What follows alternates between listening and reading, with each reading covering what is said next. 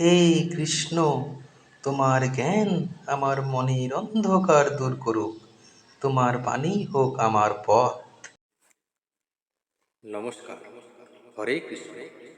আজকের আলোচ্য বিষয় হল নিজেকে জয় করাই হল সবচেয়ে বড় যুদ্ধ। পাণ্ডবদের এক যোদ্ধা অর্জুন মহাভারতের যুদ্ধের প্রাক্কালে কুরুক্ষেত্রে দাঁড়িয়ে আত্মদ্বন্দ্বে ভুগছিলেন। তিনি ভাবছিলেন, আত্মীয় স্বজনকে হত্যা করে রাজ্য জয় করলে কি সত্যিকারের বিজয় সম্ভব? এর উত্তরে কৃষ্ণ বললেন, তোমার যুদ্ধ বাইরে নয়, তোমার যুদ্ধ ভেতরে। তখন অর্জুন বললেন, মন বলছে এটি অন্যায়।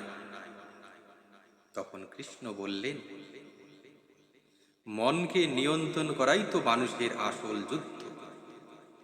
বাহ্যিক শত্রুকে জয় করা সহজ, কিন্তু কাম, ক্রোধ, মোহ, অহংকার জয় করা কঠিন।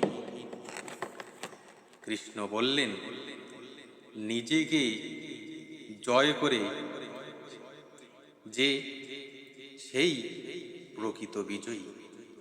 অর্জুন বুঝতে পারলেন, নিজের দ্বিধা ও ভয় কাটিয়ে ধর্মপথে এগোনোই সত্য কর্ম। এই কথাটা অর্জুন বুঝতে পারলেন। এই শিক্ষাই গীতার মূল বাণী। আত্মজয়ী সর্বশ্রেষ্ঠ জয়।